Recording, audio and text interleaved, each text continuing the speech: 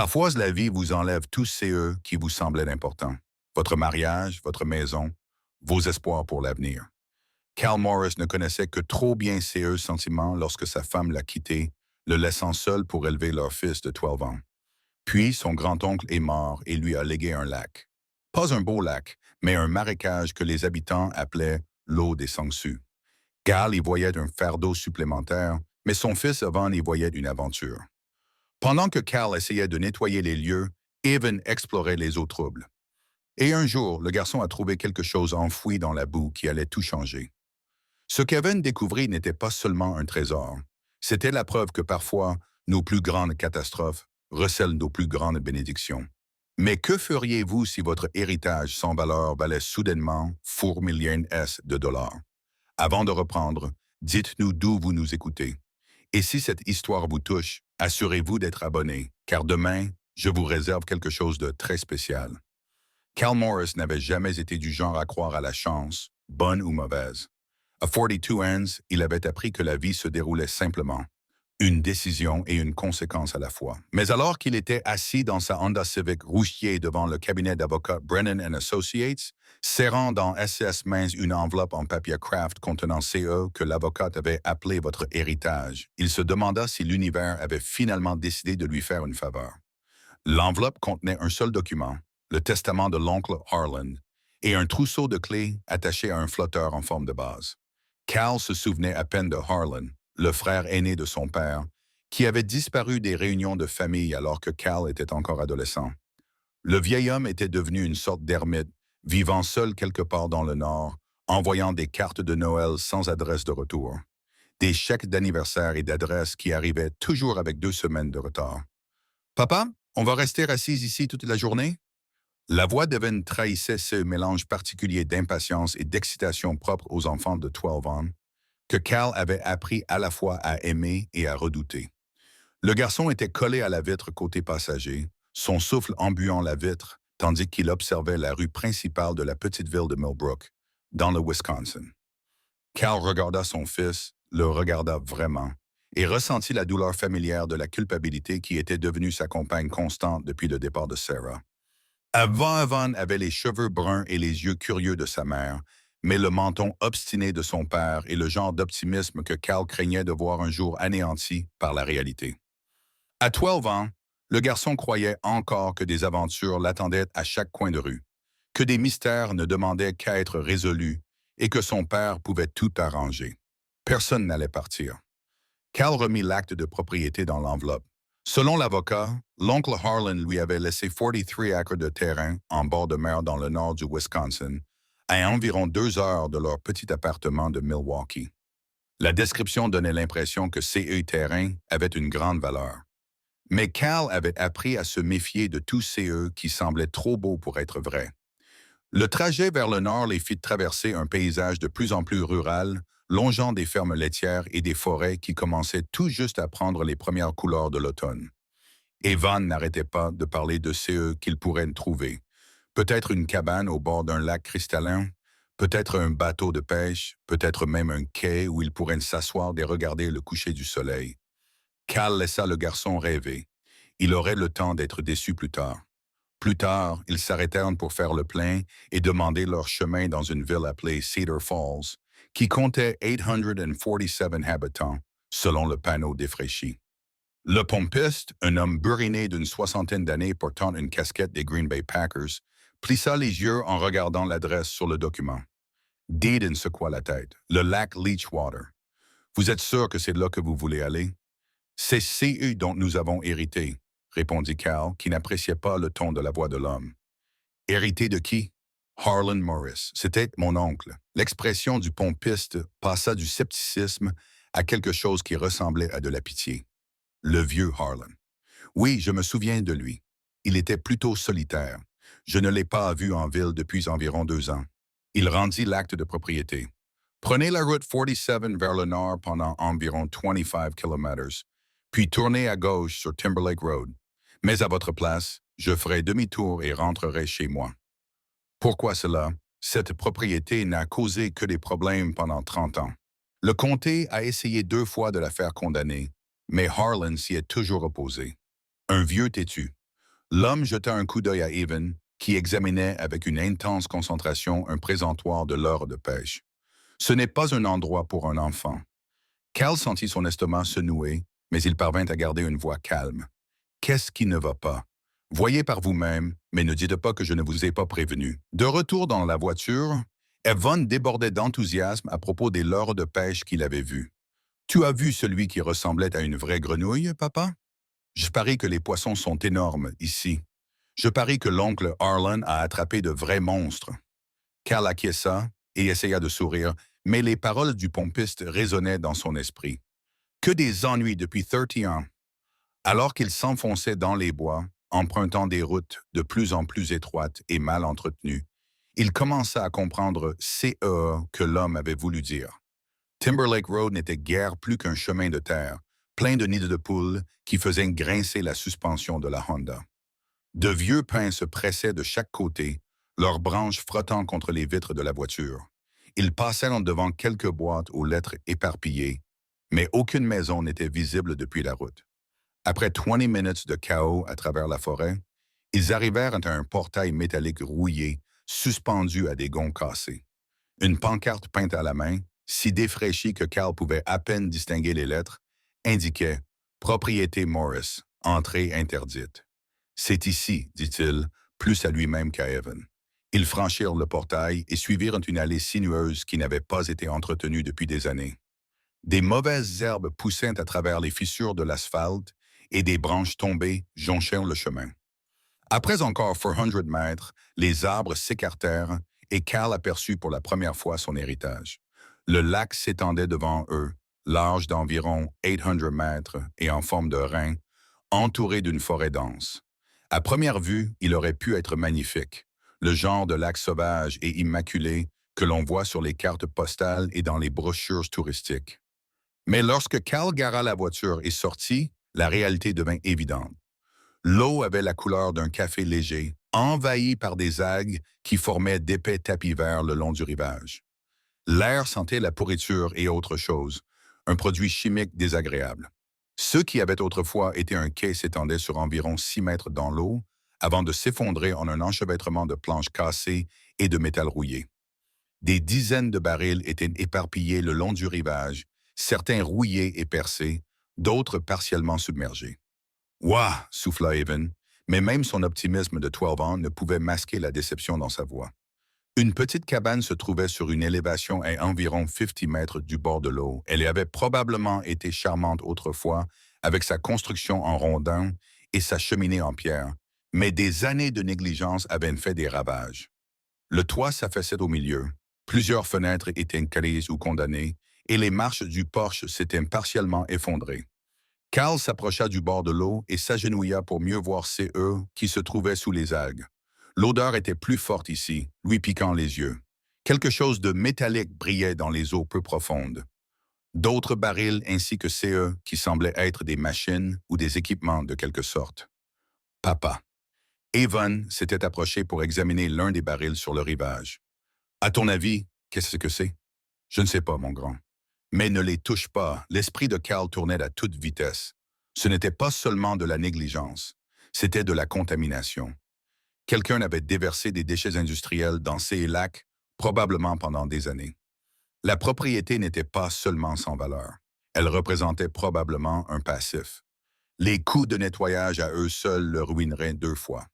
Ils passèrent l'heure suivante à explorer la propriété, et chaque découverte aggravait la situation. L'intérieur de la cabane était un labyrinthe de dégâts causés par l'eau, de moisissures et de nids d'animaux. La pompe du puits était cassée. Le système septique était défaillant et le boîtier électrique semblait ne pas avoir été mis à jour depuis les années 1950. Derrière la cabane, ils trouvèrent d'autres barils, certains marqués de symboles que Cal ne reconnaissait pas, mais qui le rendaient nerveux. Alors que le soleil commençait à se coucher, peignant le lac contaminé de nuances d'orange et d'or d'une beauté trompeuse, Cal s'assit sur les marches cassées du porche de la cabane et tenta de réfléchir à la suite des événements. Son compte épargne contenait exactement $247. SE's carte de crédit était à leur limite. L'avocat de Sarah attendait un paiement de pension alimentaire pour la semaine suivante qu'il ne pourrait pas effectuer, et il était désormais propriétaire de 43 acres de terre toxique. Evan s'assit à côté de lui, toujours agrippé à son carnet de croquis. Le garçon avait dessiné tout au long de leur exploration, documentant leurs découvertes avec une attention minutieuse aux détails qui rappelaient tant à Cal Sarah lorsqu'elle travaillait sur SS Projet Artistique. « Ce n'est pas ce à quoi nous nous attendions », dit Evan doucement. « Non, ce n'est pas ça. Mais oncle Harlan vivait ici. Ça ne pouvait pas être si mal, n'est-ce pas? » Cal regarda son fils, ce garçon qui croyait encore que chaque problème avait une solution, que chaque mystère pouvait être résolu avec suffisamment de curiosité et de détermination. Une partie de lui voulait protéger cette innocence, charger la voiture immédiatement et retourner à Milwaukee. Mais une autre partie de lui, celle qui s'était renforcée depuis le départ de Sarah, savait qu'il n'avait nulle part où aller. Le bail de leur appartement expirait à la fin du mois.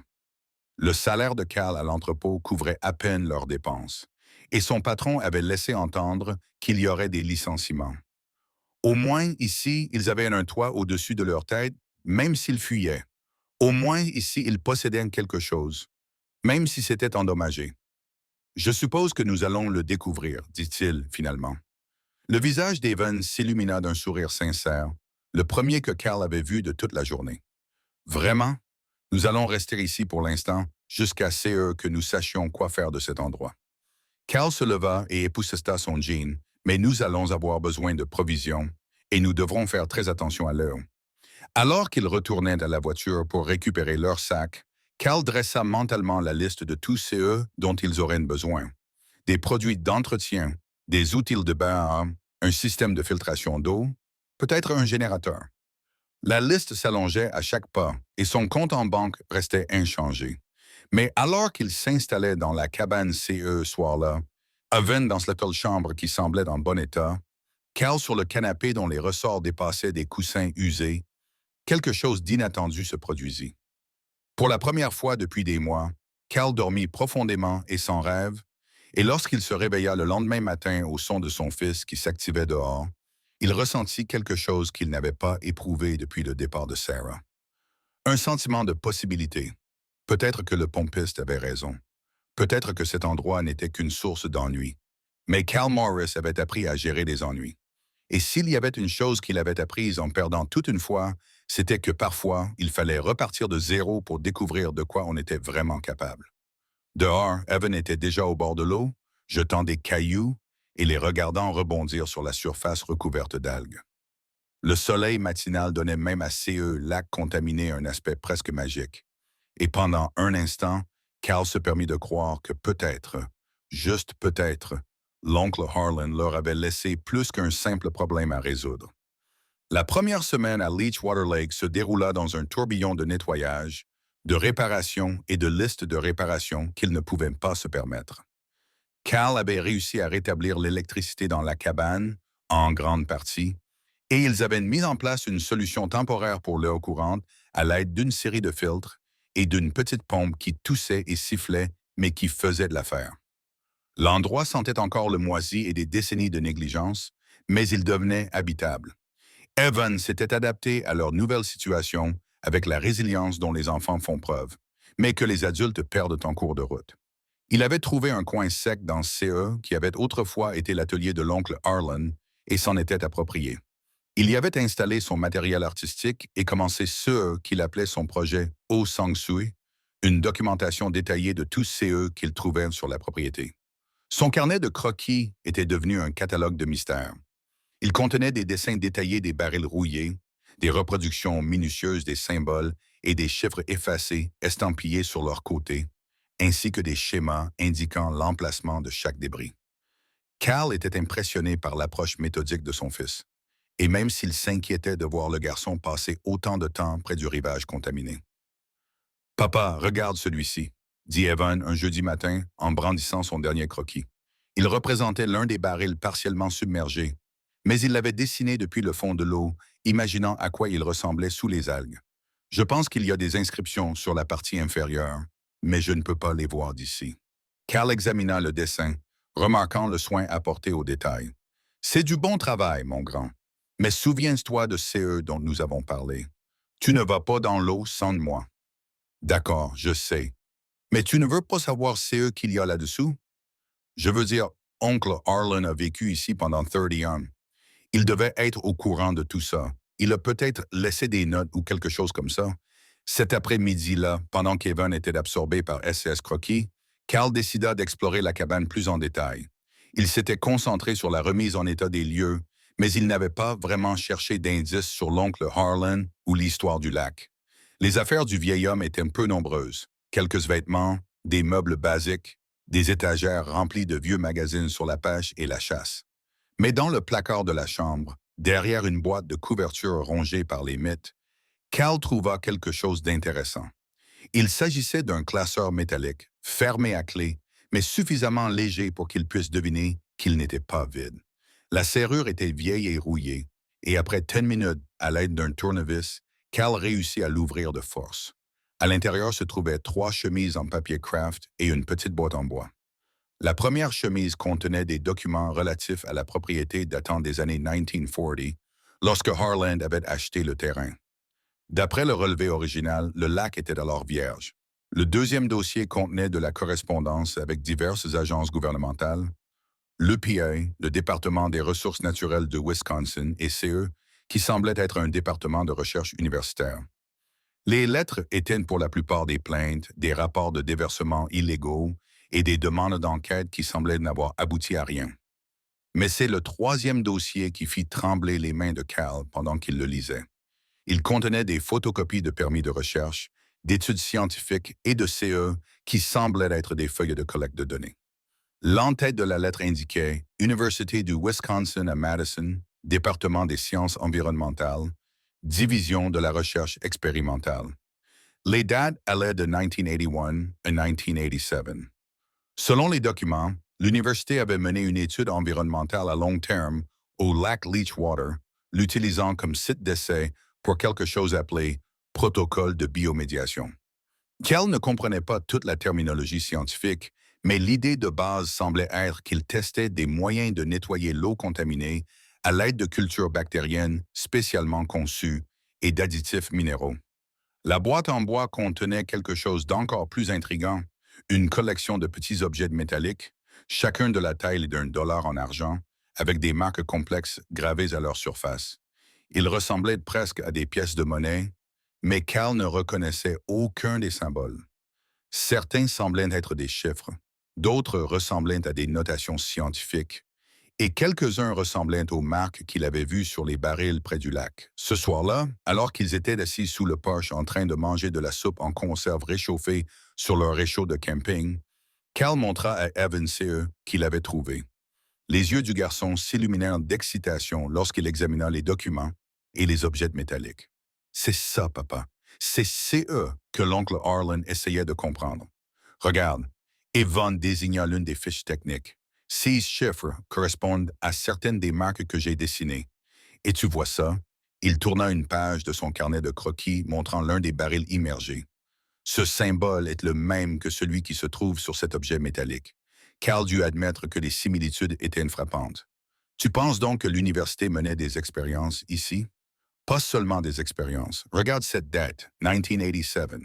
C'est à ce moment-là que les lettres aux agences gouvernementales ont cessé. Peut-être que quelque chose s'est passé cette année-là. Peut-être que les expériences ont mal tourné. Ou peut-être ont-ils trouvé quelque chose qu'ils ne voulaient pas que quelqu'un sache. Au cours des jours suivants, l'obsession d'Evan pour résoudre le mystère du lac s'est renforcée. Il a passé des heures au bord de l'eau à dessiner et à prendre des notes, créant des cartes détaillées de l'emplacement des différents objets. Il a développé une théorie selon laquelle les divers équipements et barils n'avaient pas été jetés au hasard. Il faisait une partie d'un réseau de recherche organisé qui avait été abandonné et laissé à l'abandon. Cal s'est retrouvé pris par l'enthousiasme de son fils malgré S&S réserves. La curiosité d'Evan avait quelque chose de contagieux, quelque chose qui lui rappelait SS propre rêve d'aventure et de découverte lorsqu'il était enfant. Mais plus encore, travailler ensemble sur cette énigme les rapprochait d'une manière qu'ils n'avaient plus connue depuis le départ de Sarah. Un samedi matin frais, Evan fit une découverte qui allait tout changer. Il travaillait sur CE qu'il appelait sa carte sous-marine, essayant de cartographier l'emplacement des objets immergés en jetant des pierres et en observant les motifs des éclaboussures. C'était vraiment ingénieux. Le garçon avait compris que les objets sous l'eau créaient des ondulations différentes lorsque les pierres tombaient près d'eux. Papa, tu dois voir ça, cria-t-il depuis le bord de l'eau. Je crois que j'ai trouvé quelque chose d'important. Cal se dirigea vers l'endroit où se trouvait son fils, les pieds enfoncés dans l'eau trouble. Malgré SES avertissements répétés concernant la contamination, le garçon tenait quelque chose dans ses mains, quelque chose qui n'était certainement pas un baril rouillé ou un morceau de vieille machine. Evan sort de là immédiatement. Mais regardez, le garçon brandissait sa trouvaille. Elle était à peu près cylindrique, de la taille d'une boîte de café faite de CE qui semblait être de l'acier inoxydable ou un autre métal résistant à la corrosion. Contrairement à tous CE qu'ils avaient trouvés auparavant, cet objet ne présentait aucun signe de rouille ou de détérioration. À côté, il y avait une série de symboles et de chiffres clairement gravés plutôt qu'estampillés. Et le plus intriguant, c'était CE qui ressemblait à un panneau d'accès scellé à une extrémité. Cal aida son fils à sortir de l'eau et examina l'objet de plus près.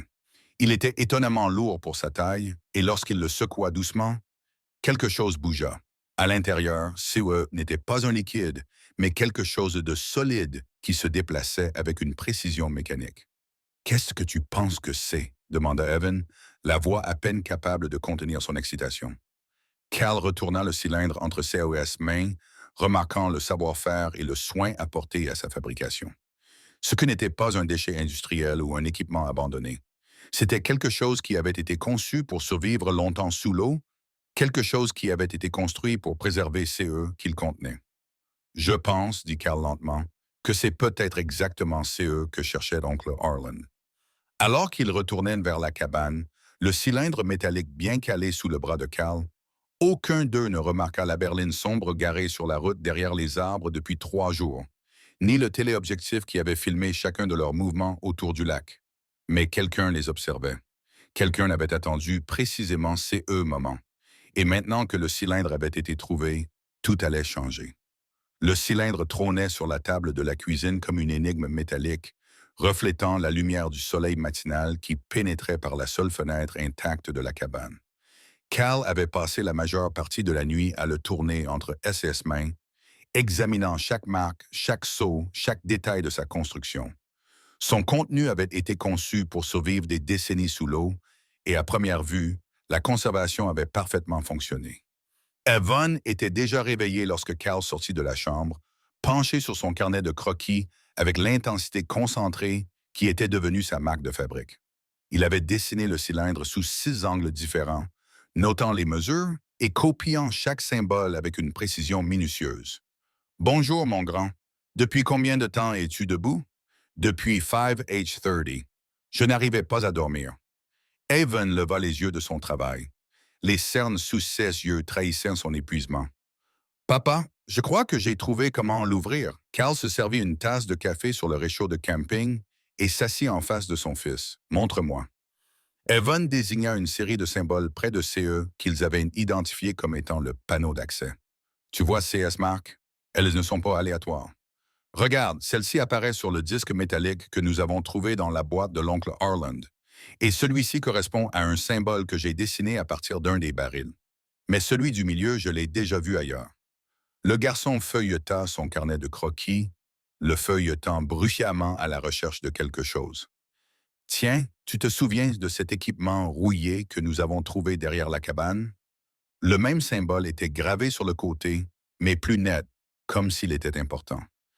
Cal examina la comparaison, une fois de plus impressionné par l'approche méthodique de son fils. « Tu penses donc que ces symboles sont une sorte de code ou de séquence? » Peut-être.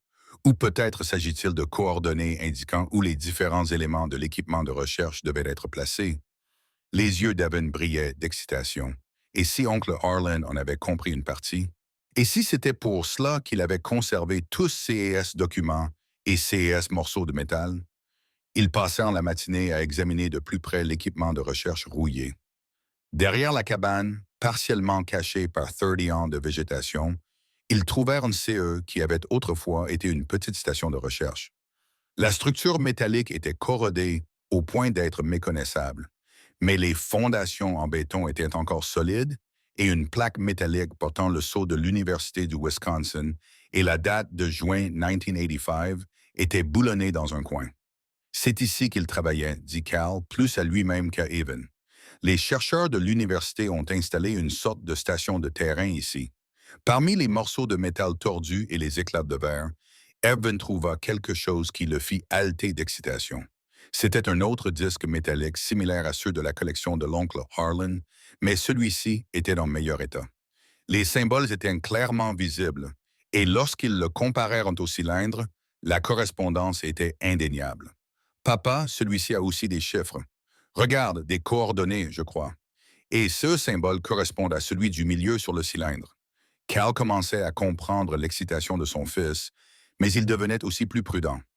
Le cylindre avait clairement de la valeur, peut-être inestimable, s'il contenait des données scientifiques issues du projet de recherche des années 1980.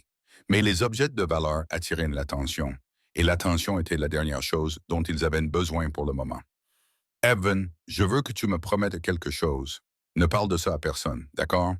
Pas avant que nous comprenions de quoi il s'agit. Pourquoi? Qu'est-ce qui ne va pas? Cal regarda le lac. Sa surface recouverte d'algues reflétait le ciel de l'après-midi comme un miroir sale. Je ne sais pas encore, mais quelque chose dans toute cette situation ne colle pas. Oncle Harlan a vécu ici pendant 30 ans, conservant CS documents et CS morceaux de métal. Le pompiste a dit que cet endroit n'apportait que des ennuis. Et maintenant, nous trouvons ça. Il désigna le cylindre. Des objets aussi sophistiqués ne sont pas abandonnés par accident. Cet après-midi-là, ils se rendirent à Cedar Falls pour utiliser la connexion Internet de la bibliothèque. Cal avait décidé qu'il devait faire des recherches plus approfondies sur le projet universitaire avant d'essayer d'ouvrir le cylindre. La bibliothécaire, une femme sympathique d'une cinquantaine d'années, nommée Madame Henderson, se souvenait de l'oncle Heron, Harlan Morris. Oh oui, il venait d'ici régulièrement, toujours pour faire des recherches sur les sciences environnementales ou le traitement de l'eau. C'était un homme discret, mais très déterminé. Elle les conduisit aux ordinateurs. Il passa beaucoup de temps à rechercher des informations sur cet ancien projet de recherche au bord de son lac. Cal sentit un frisson le parcourir. Vous connaissiez CE projet de recherche? Oh, tout le monde en ville était au courant dans les années 80. Les gens de l'université ont passé des années là-bas à mener une sorte d'expérience de dépollution environnementale. Leur départ précipité a fait beaucoup de bruit. Comment ça, précipité? Madame Henderson baissa la voix, jetant un coup d'œil autour de la bibliothèque vide. Eh bien, la version officielle était que leur financement avait été réduit. Mais mon mari travaillait pour le comté à l'époque, et il m'a dit qu'il y avait des rumeurs selon lesquelles il y aurait eu un accident. Rien de dangereux, vous comprenez, mais quelque chose qui a poussé l'université à mettre fin au projet rapidement et discrètement. Evan était déjà devant un ordinateur, en train de taper Recherche environnementale de l'Université du Wisconsin sur le lac Leech dans le moteur de recherche. Les résultats étaient maigres. Quelques articles universitaires du milieu des années 80 sur les techniques de biorémédiation, quelques articles de journaux sur le financement de la recherche universitaire et une brève mention dans un bulletin d'information d'une société historique locale. Mais enfoui dans les articles universitaires, Cal trouva quelque chose qui fit battre son cœur plus fort. Une étude publiée en 1987 et rédigée par le Dr. Elena Vasquez du département des sciences environnementales de l'Université du Wisconsin était intitulée Préservation à long terme des données environnementales à l'aide de systèmes de stockage submersibles. Le résumé mentionnait des capsules de données expérimentales conçues pour préserver les résultats de recherche dans des environnements sous-marins pendant de longues périodes. Papa, regarde ça, Evan murmura en montrant un article de journal datant de septembre 1987. Le titre disait « Les chercheurs universitaires abandonnent le projet Leech Water Lake ». L'article était bref et indiquait qu'un projet de recherche environnementale de plusieurs années, mené sur un lac privé dans le nord du Wisconsin, avait été abandonné en raison de contraintes budgétaires et d'une restructuration administrative. Mais le dernier paragraphe mentionnait quelque chose d'intéressant. Le Dr. Vasquez déclarait que, bien que la phase de recherche active soit terminée, les systèmes de collecte de données à long terme restaient en place et continueraient à recueillir des informations environnementales indéfiniment. Cal et Evan se regardèrent par-dessus la table de la bibliothèque, comprenant peu à peu les implications. Le cylindre, souffla Evan, il ne provient pas seulement du projet de recherche. Il en fait toujours partie. Il collecte des données depuis 30 ans. Alors qu'ils rentraient chez eux en voiture à travers la forêt qui s'assombrissait, l'esprit de Cal s'emballa à l'idée des possibilités. Si le cylindre contenait 30 ans de données environnementales sur le lac Leechwater, il pourrait être extrêmement précieux pour les scientifiques qui étudient les changements écologiques à long terme. Mais plus encore, il pourrait contenir des informations sur CEA qui s'étaient réellement passées pendant le projet de recherche des années 1980 et sur les raisons pour lesquelles il avait été interrompu si brusquement. De retour à la cabane alors qu'ils préparaient le dîner sur leur réchaud de camping, Evan fit une remarque qui s'avéra cruciale pour la suite des événements. Papa, tu sais ce qui est bizarre? Si ce cylindre collecte des données depuis 30 ans, pourquoi le lac est-il toujours aussi pollué?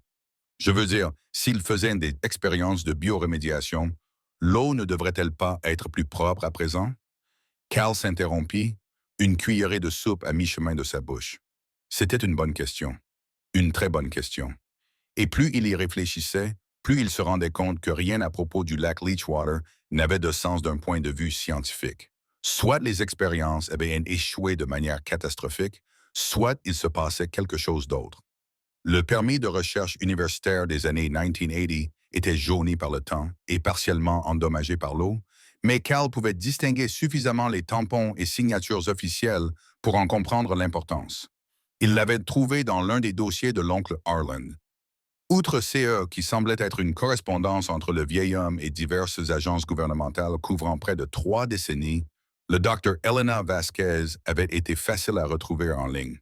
Aujourd'hui âgée de plus de 70 ans, elle était professeure émérite à l'Université de Wisconsin-Madison et continuait à publier des articles sur la dépollution environnementale.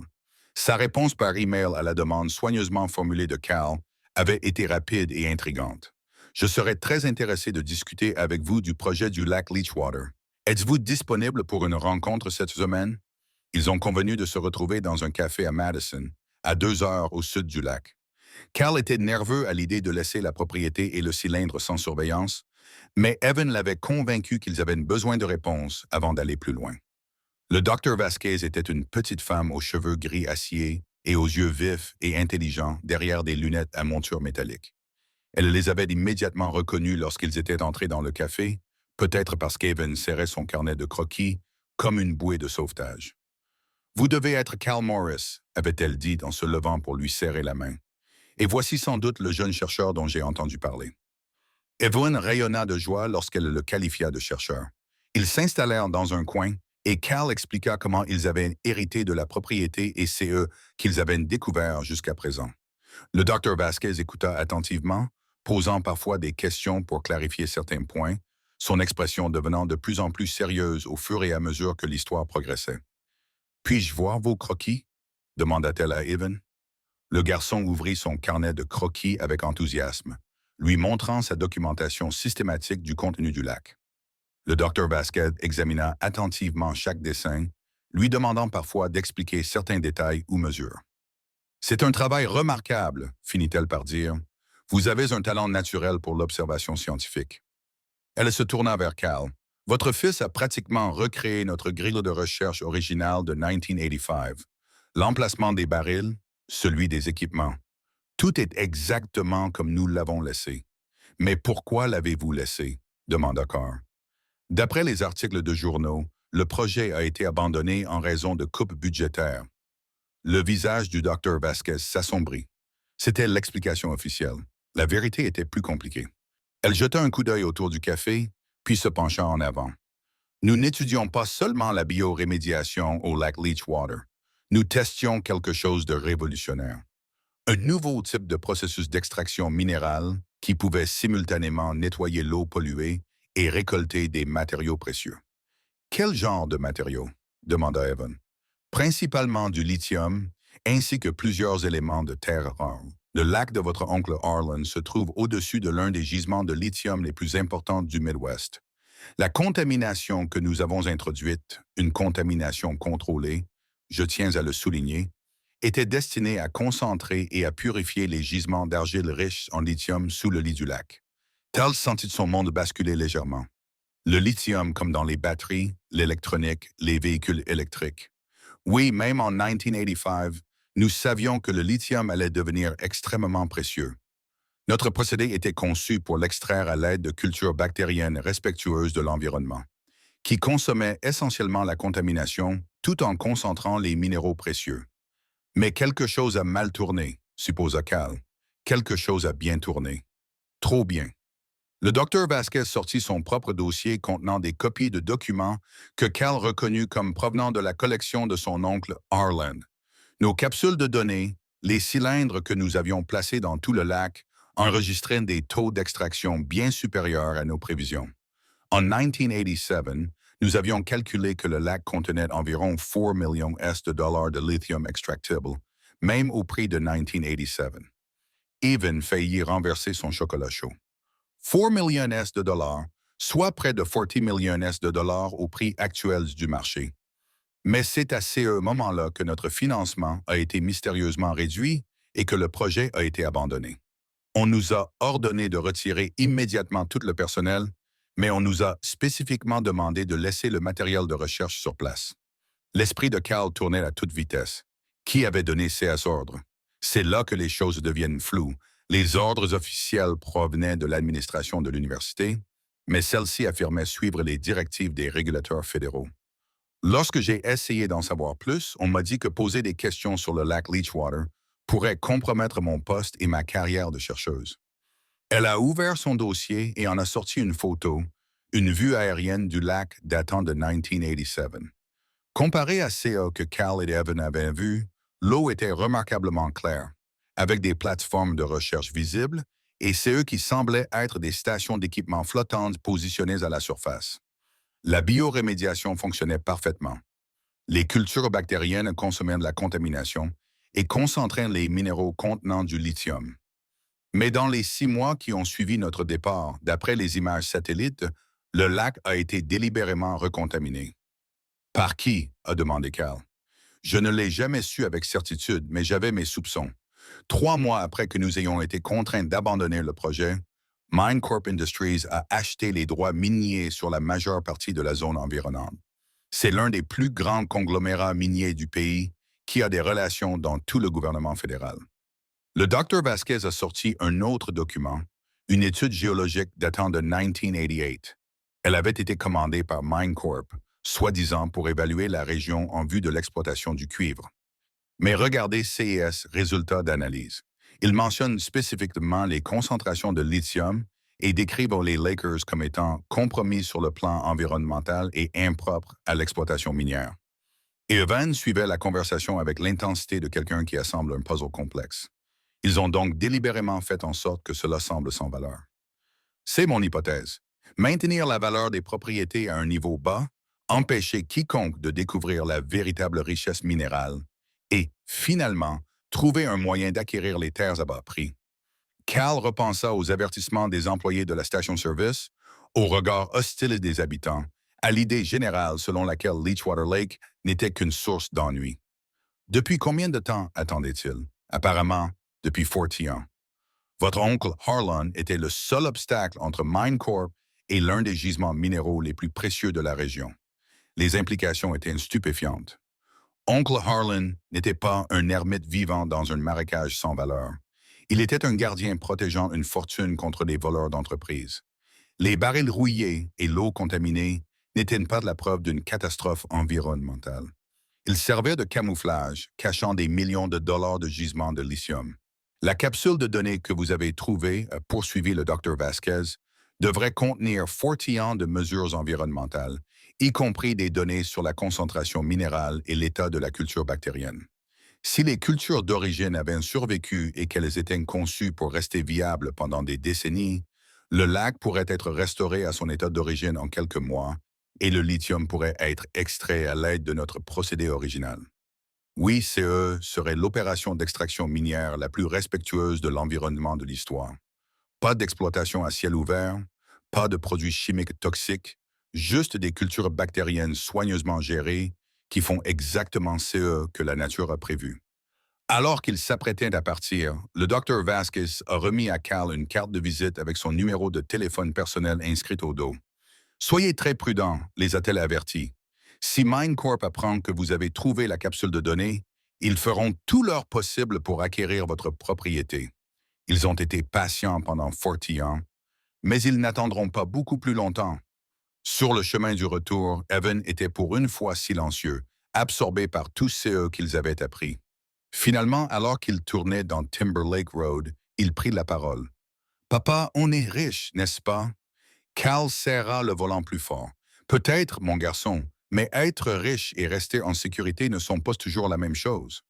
Alors qu'ils s'engageaient dans leur allée, Cal remarqua des traces de pneus fraîches dans la boue.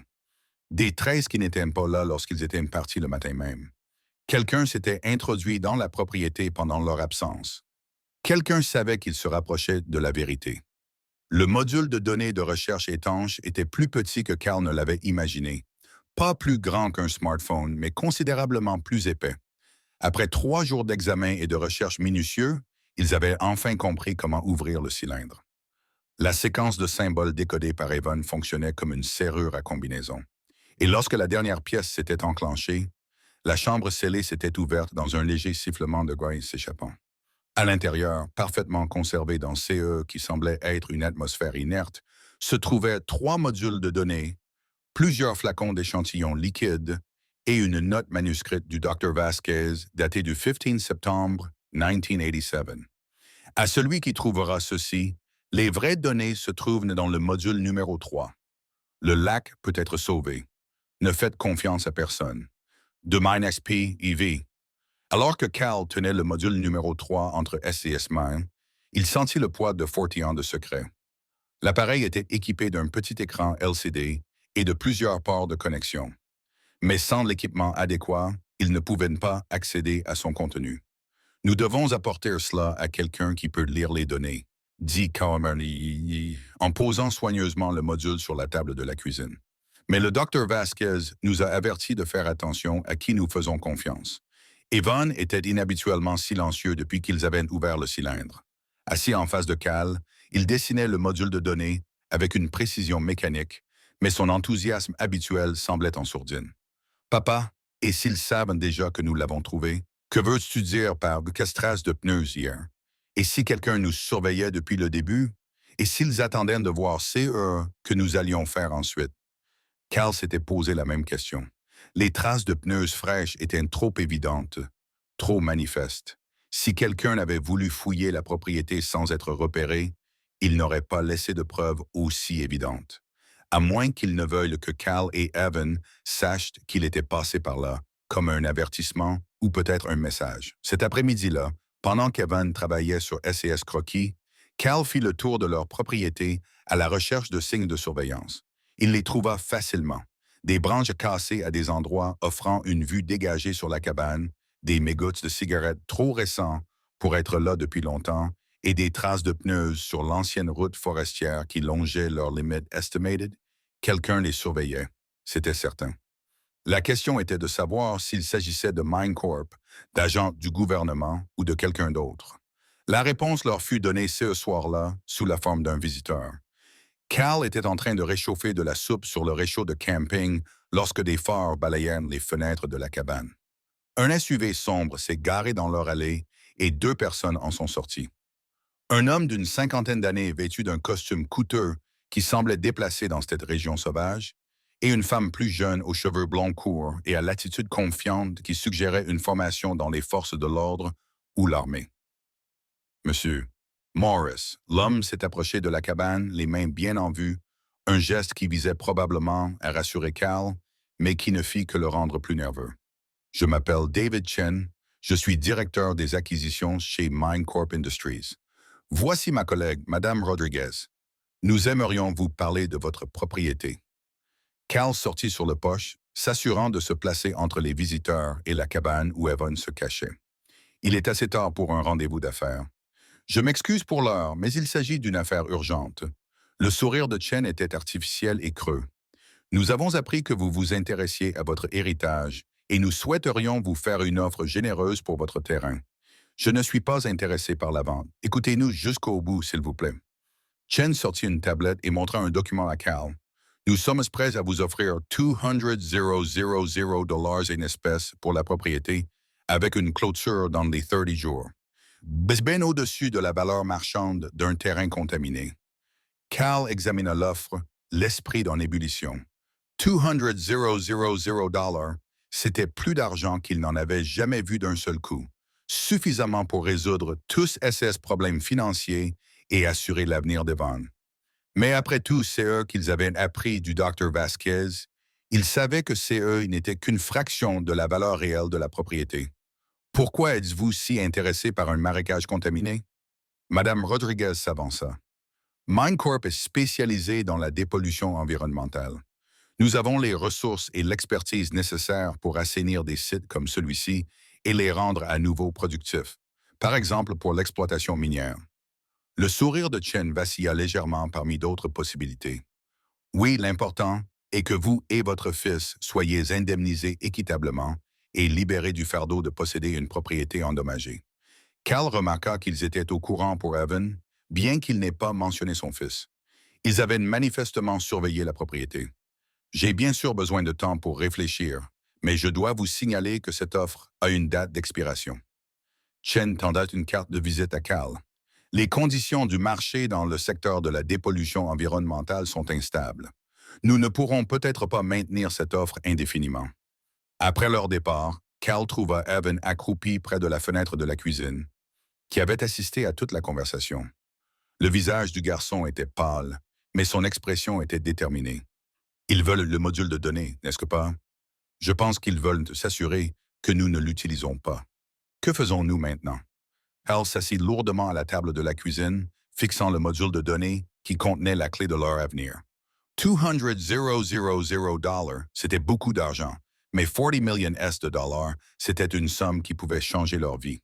Et plus encore, le lac pourrait être restauré, transformé d'un lac contaminé en une nature sauvage immaculée. Nous avons besoin d'aide, dit-il finalement. Quelqu'un qui puisse lire CS données et nous aider à comprendre à quoi nous avons vraiment affaire. Et le Dr. Vasquez? Peut-être, mais j'ai peur de l'impliquer. Si MineCorp nous surveille, il la surveille peut-être aussi.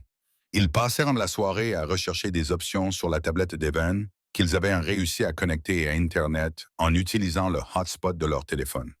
Les cabinets de conseil en environnement, les départements de recherche universitaires, les laboratoires indépendants, aucun d'entre eux ne leur semblait sûr. Tous ceux qu'ils contactaient pouvaient avoir des liens avec MineCorp ou être obligés de signaler leurs conclusions aux agences gouvernementales. Finalement, Evan trouva quelque chose qui le fit se redresser. Papa et c'est E-Type. Il montra à Cal le site web d'un consultant environnemental indépendant nommé Marcus Webb, basé à Minneapolis. Les références de Webb étaient impressionnantes. Ancien chercheur à l'EPA, expert publié dans le domaine de la contamination de l'eau et de l'extraction minière, spécialisé dans les affaires impliquant des crimes environnementaux commis par des entreprises. Mais c'est eux qui attira l'attention de Cal. C'était une section du site web de Webb intitulée « Service de protection des lanceurs d'alerte ».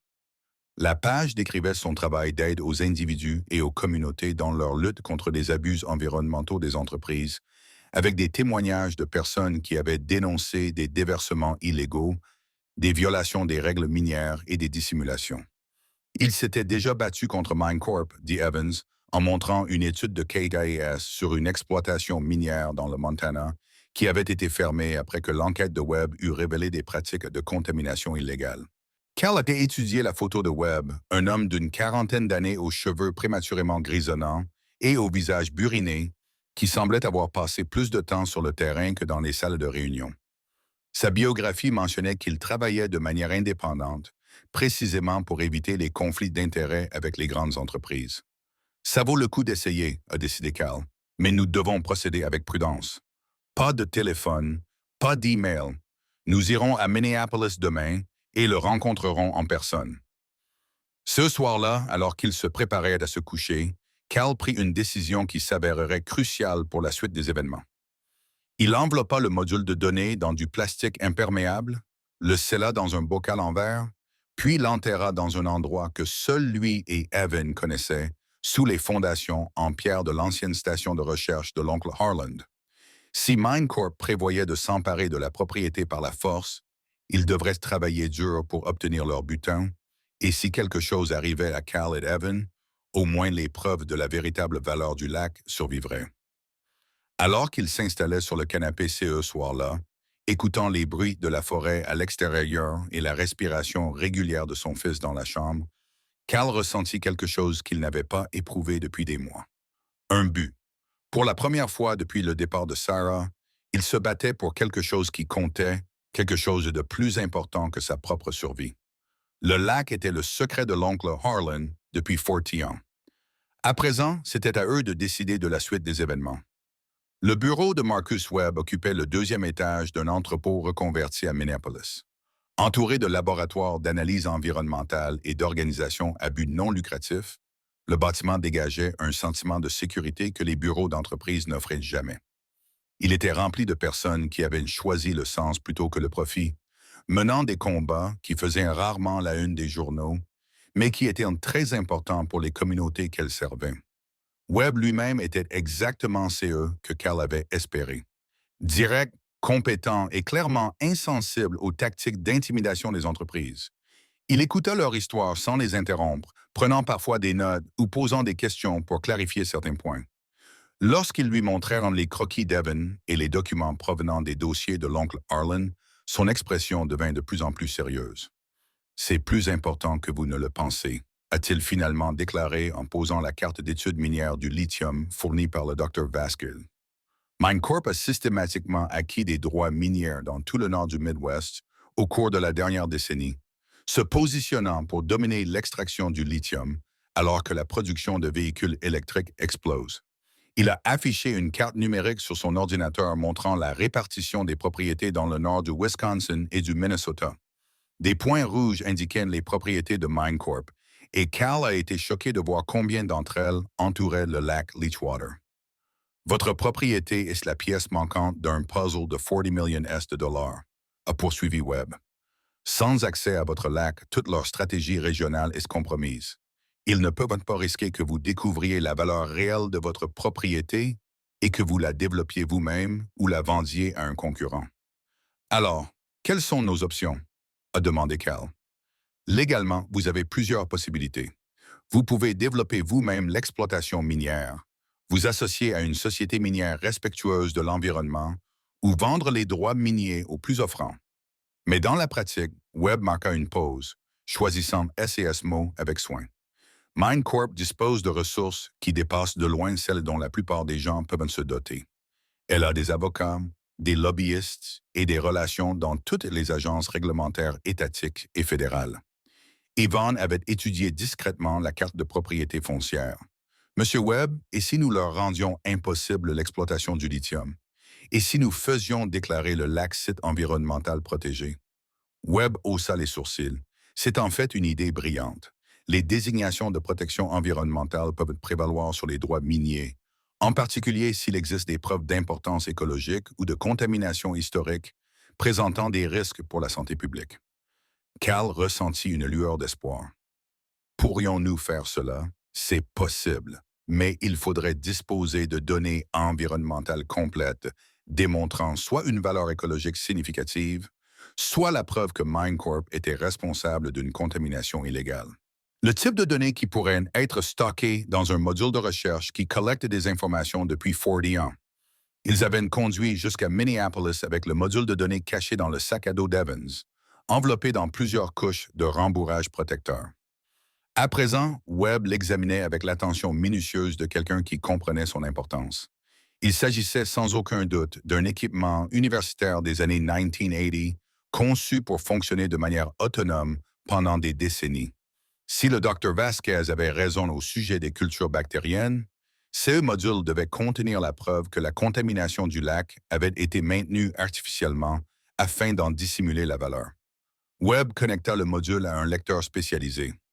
SI's doigts se déplaçaient rapidement sur le clavier tandis que les données commençaient à s'afficher sur son écran.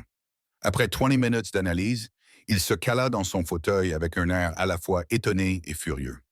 40 ans de surveillance environnementale continue, de composition chimique de l'eau, de population bactérienne, de concentration minérale et même de données sismiques montrant l'activité souterraine. Et regardez ça, dit-il en montrant un graphique indiquant les niveaux de contamination au fil du temps. La pollution n'était pas une contamination industrielle progressive. Il s'agissait d'une recontamination systématique avec des pics importants tous les quelques années. Quelqu'un polluait délibérément le lac Caldie. Plus que ça, regardez CES mesures de concentration minérale. Les niveaux de lithium ont augmenté régulièrement pendant 4 décennies à mesure que les cultures bactériennes poursuivaient leur travail. Votre lac ne vaut pas seulement 40 millions de dollars. Il vaut plutôt 80 millions au prix actuel du marché. Evan se pencha en avant, étudiant les flux de données. Et les cultures bactériennes, sont-elles toujours vivantes? Webb fit défiler d'autres données. D'après celles-ci, oui, elles étaient non seulement vivantes, mais en pleine forme. Les cultures avaient évolué et s'étaient adaptées au cours des 40 dernières années, devenant encore plus efficaces dans le traitement de l'argile contenant du lithium. Si vous parveniez à rétablir un équilibre pH correct et à éliminer la contamination artificielle, le lac pourrait être complètement nettoyé en 6 mois. Les implications étaient stupéfiantes. Ils n'étaient pas seulement assis sur une fortune. Ils protégeaient une technologie environnementale révolutionnaire qui pourrait transformer l'extraction minière dans le monde entier. Quelle est la prochaine étape? Demanda Cal. Nous devons agir rapidement. Les demandes de protection environnementale peuvent prendre des mois à traiter et MineCorp n'attendra pas aussi longtemps. Mais il existe une disposition pour la protection environnementale d'urgence s'il y a des preuves d'une catastrophe écologique imminente. Webb commença à sortir des dossiers de son armoire. SE's mouvement était vif et déterminé. Je vais contacter le département des ressources naturelles du Wisconsin et l'UPA. Avec CAS données, nous pouvons affirmer que le lac représente à la fois un écosystème unique et une scène de crime. Les cultures bactériennes, à elles seules, méritent probablement d'être préservées à des fins d'études scientifiques. Mais qu'en est-il de MineCorp? Ils savent que nous enquêtons. C'est pourquoi nous devons rendre cette affaire publique. Les entreprises tyranniques comme MineCorp s'appuient sur le secret et l'intimidation. Une fois que les médias et les groupes environnementaux savent c'est eux qui est en jeu, il leur est beaucoup plus difficile d'utiliser des tactiques déloyales. Webb tendit une carte de visite à Cal. C'est ma contact au Minneapolis Star Tribune. Elle est spécialisée dans les enquêtes environnementales. Si vous êtes prêt à raconter votre histoire, elle peut vous aider à vous protéger en la rendant publique. Alors qu'il s'apprêtait à partir, Webb fit une dernière remarque qui donna des frissons à Cal. Soyez très prudent ces prochains jours. MineCorp a fait plusieurs offres pour des propriétés dans cette région. Et lorsque les propriétaires refusent de vendre, il arrive parfois que des choses désagréables se produisent. Panne d'équipement, accidents, problèmes juridiques soudains. Ils sont experts dans l'art de rendre la vie difficile aux personnes qui ne coopèrent pas. Le trajet de retour vers Leechwater Lake semblait différent désormais. Chaque voiture qui passait pouvait être une surveillance. Chaque bruit inattendu pouvait être une menace. Mais à côté de la peur, Cal sentait quelque chose d'autre grandir en lui. La détermination. Oncle Harlan avait protégé CE secret pendant 40 ans, sachant probablement que quelqu'un finirait par devoir terminer CE qu'il avait commencé. Quand ils arrivèrent à la cabane CE ce soir-là, ils trouvèrent la preuve que leur crainte était justifiée. La serrure était cassée. La porte d'entrée avait été forcée et réparée à la hâte. Quelqu'un avait fouillé l'intérieur pendant leur absence, avec soin, de manière professionnelle, mais pas parfaitement.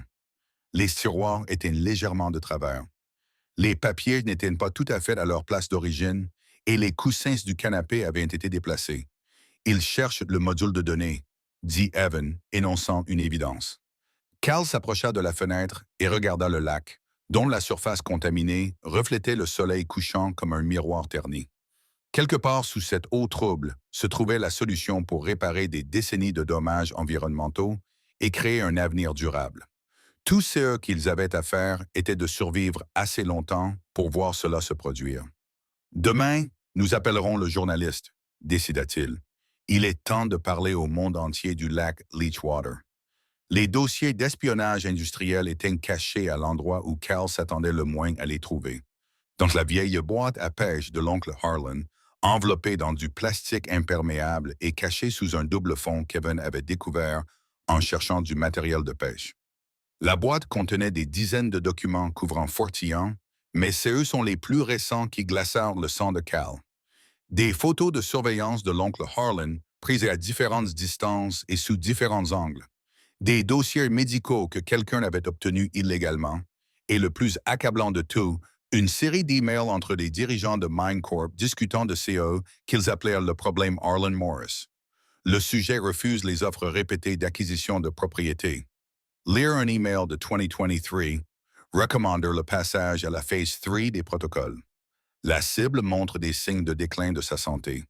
Une résolution naturelle pourrait se produire dans les 12 à 18 mois.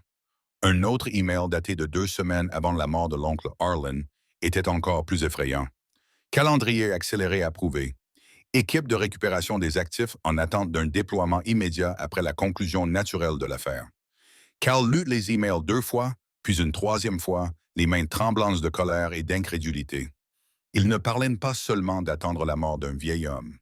Il parlait de s'assurer que cela se produise dans les délais prévus. « Papa, qu'y a-t-il » Evan était en train de cataloguer le contenu de la boîte à pêche, mais bon, l'expression de Cal l'avait manifestement alarmé. Cal lui tendit les imprimés, observant le visage de son fils changer à mesure qu'il lisait. Evan avait 12 ans, mais il était assez mûr pour comprendre ce qu'il regardait.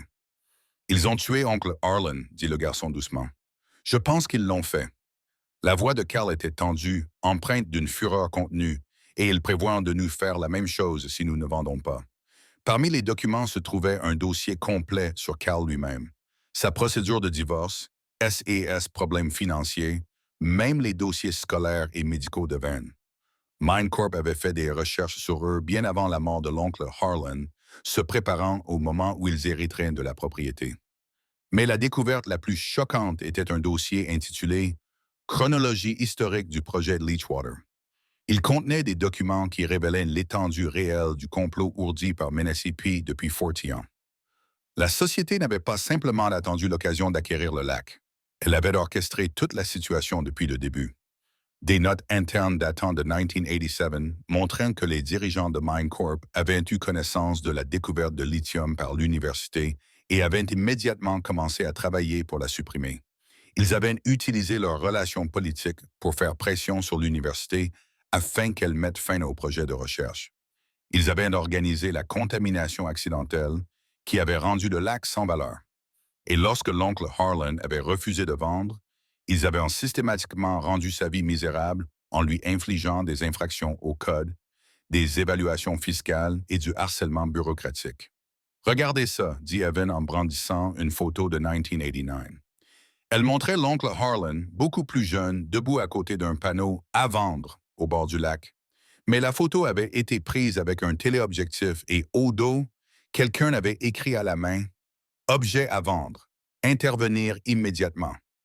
Le document suivant expliquait CE que signifiait « intervenir immédiatement ». MineCorp avait fait en sorte que le comté poursuive l'oncle Harlan pour infraction environnementale, le forçant à payer des milliers de dollars d'amende et de frais juridiques. Comme il ne pouvait pas payer les pénalités, il lui avait proposé de l'aider à contester les accusations en échange des droits miniers sur la propriété.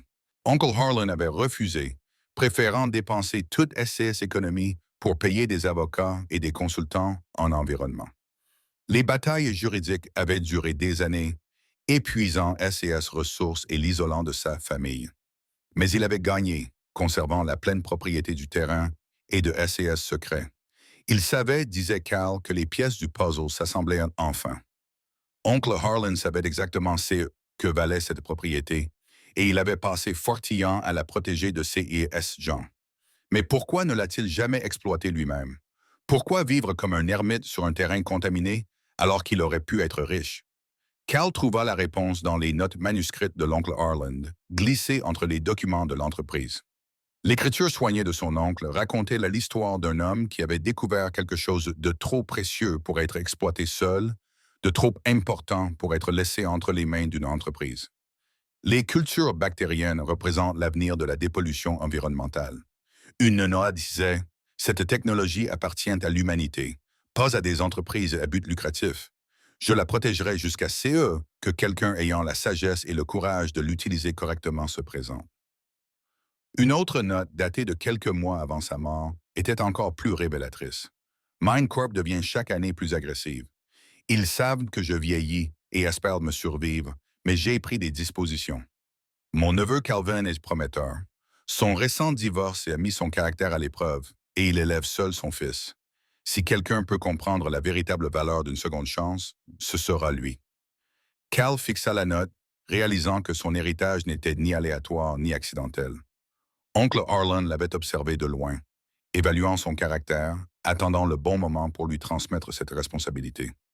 Mais la révélation la plus bouleversante vint sous la forme d'un rapport du médecin légiste qui n'aurait jamais dû se trouver en possession de MindCorp. La mort de l'oncle Harlan avait été jugée naturelle, une insuffisance cardiaque due à l'âge et au stress. Mais le rapport toxicologique révélait des traces de substances correspondant à certains produits chimiques industriels. Les niveaux n'étaient pas suffisamment élevés pour être qualifiés de manière définitive d'empoisonnement, mais ils étaient suffisamment élevés pour déclencher des problèmes cardiaques chez un homme âgé souffrant déjà de problèmes de santé. Et MindCorp avait réussi à obtenir une copie du rapport médical confidentiel quelques jours après le décès. Ils l'ont assassiné. Evan dit d'une voix creuse, sous le choc et la colère. Ils l'ont vraiment assassiné. Cal regarda son fils, un garçon courageux et intelligent qui avait hérité de bien plus que la curiosité de sa mère, et prit une décision qui allait définir le reste de leur vie. Nous allons tout révéler. Le meurtre, le complot, la dissimulation, et nous allons faire en sorte que le sacrifice de l'oncle Harlan ait un sens. Ce soir-là, ils photographièrent tous les documents contenus dans la boîte à pêche, téléchargèrent les images sur plusieurs comptes de stockage en ligne et créèrent des copies de sauvegarde sur plusieurs clés USB. Si quelque chose leur arrivait, les preuves survivraient.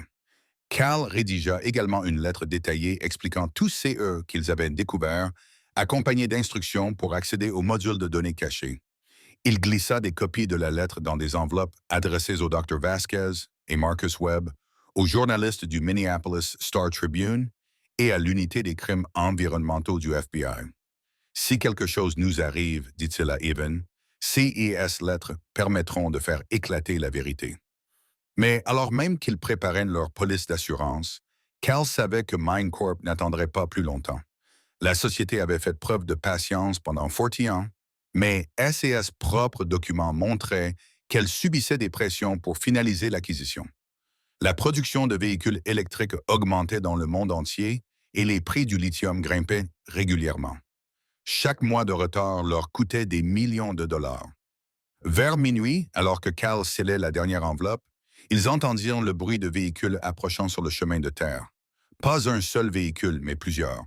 Et ils roulaient sans phare, guidés par le clair de lune et le GPS. Cal saisit la main d'Evan et se dirigea vers la fenêtre.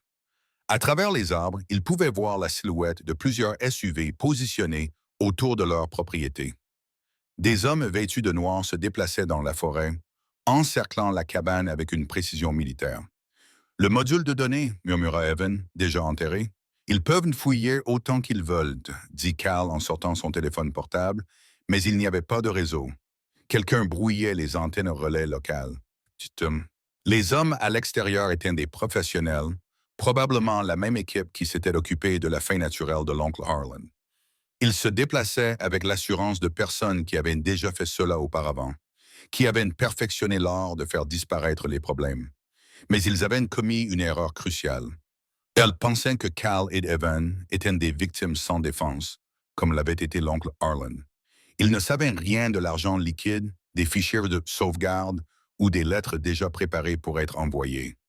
Plus important encore, ils ne savaient pas que Marcus Webb attendait un appel téléphonique le lendemain matin pour confirmer que Cal et Evan étaient sains et saufs.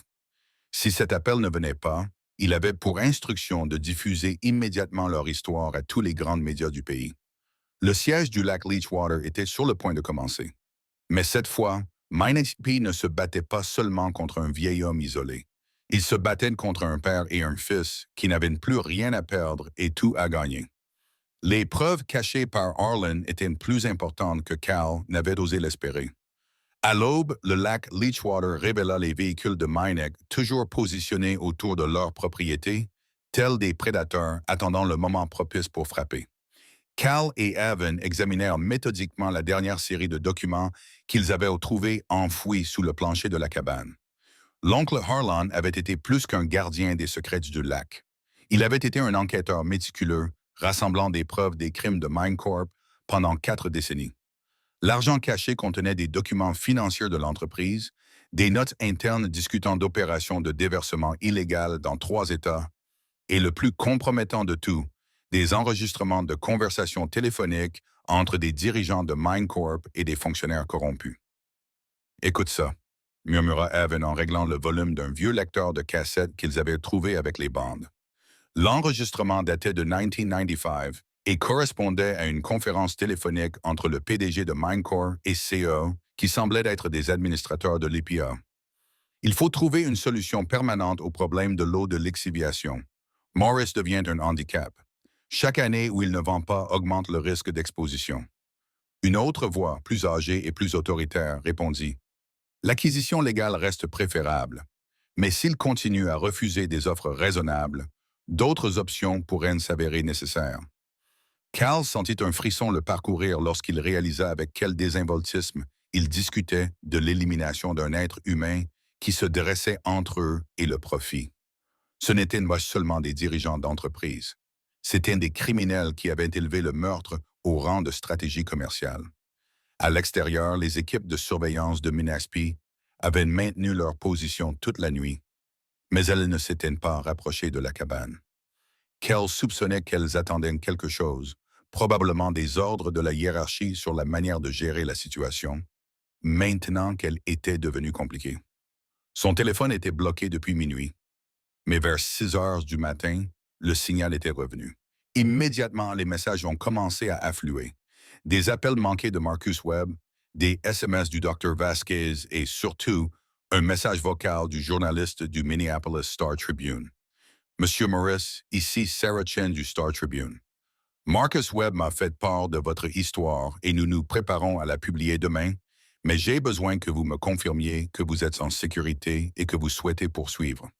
Si je n'ai pas de nouvelles de votre part avant midi aujourd'hui, je publierai immédiatement l'histoire par mesure de sécurité. Cal regarda sa montre. Il était 8h30. Il avait 3h30 pour décider s'il fallait faire confiance aux médias pour les protéger ou essayer de s'occuper seul de MineCorp. « Papa, nous devrions l'appeler. » Evan dit qu'il avait écouté le message vocal tout en continuant à photographier des documents avec sa tablette. Si l'article est publié, ils ne pourront pas nous nuire sans que tout le monde sache qui est responsable. Mais une fois que CE sera public, il n'y aura plus de retour en arrière possible. Nos vies ne seront plus jamais normales. Evan posa sa tablette et regarda son père droit dans les yeux. Quand nos vies ont-elles jamais été normales? Maman est partie. Nous avons perdu notre maison. Nous vivons dans une cabane au bord d'un lac pollué. Mais pour la première fois depuis son départ, nous faisons quelque chose qui compte. Quelque chose pour lequel oncle Harlan est mort. Cal réalisa que son fils de 12 ans avait raison. Ils avaient déjà perdu tous CE que la plupart des gens considéraient comme une vie normale.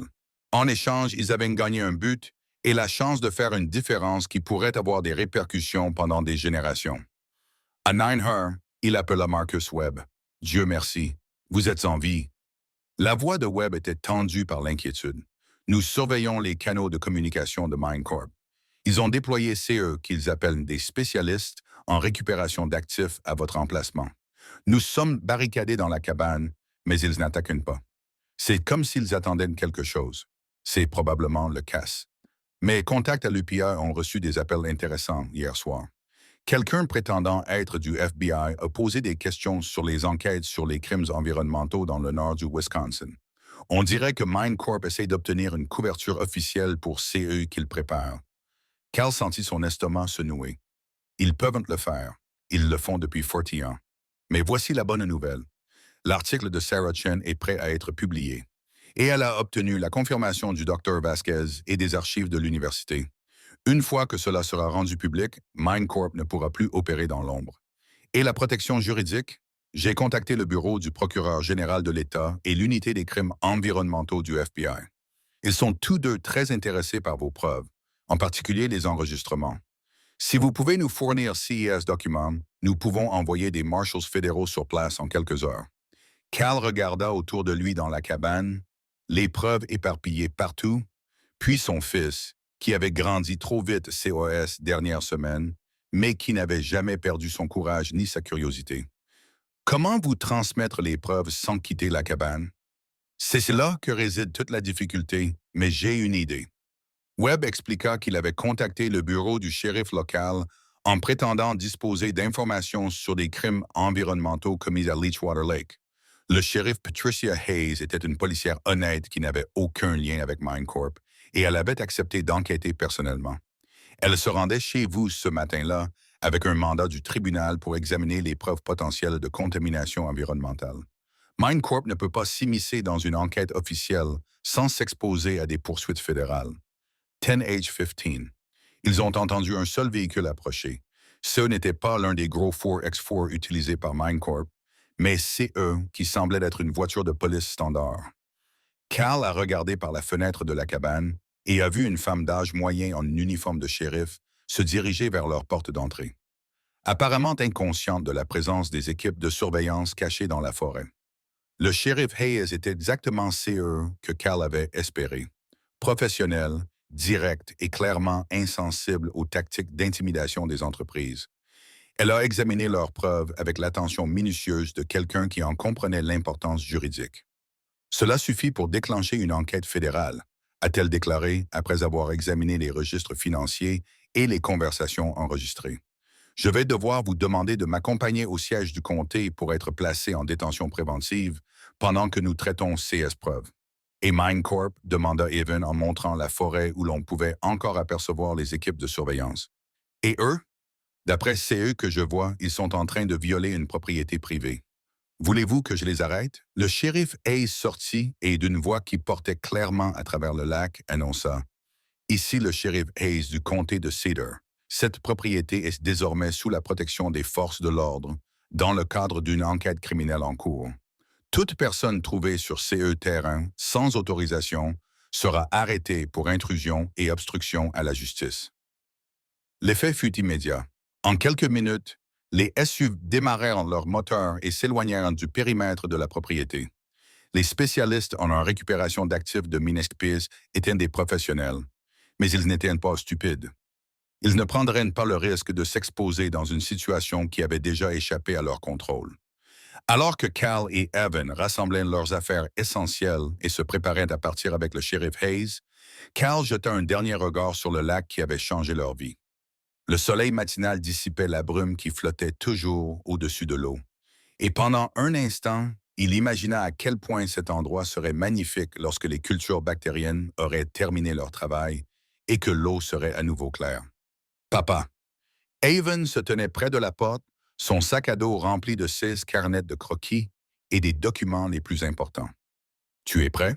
Cal prit la boîte à pêche de l'oncle Harlan, désormais vide, mais qui avait joué un rôle important en contenant les preuves qui allaient détruire le complot de MineCorp, vieux de 40 ans. Oui, mon pote, je suis prêt. Alors qu'il s'éloignait du lac Leechwater, le shérif Hayes expliqua la procédure judiciaire qui allait se dérouler au cours des semaines à venir. Les enquêteurs fédéraux examineraient les preuves. Des spécialistes de l'environnement évalueraient le potentiel de restauration du lac et les procureurs décideraient s'il y avait lieu de poursuivre les dirigeants de MineCorp. Qu'adviendra-t-il du lac? Demanda Evan.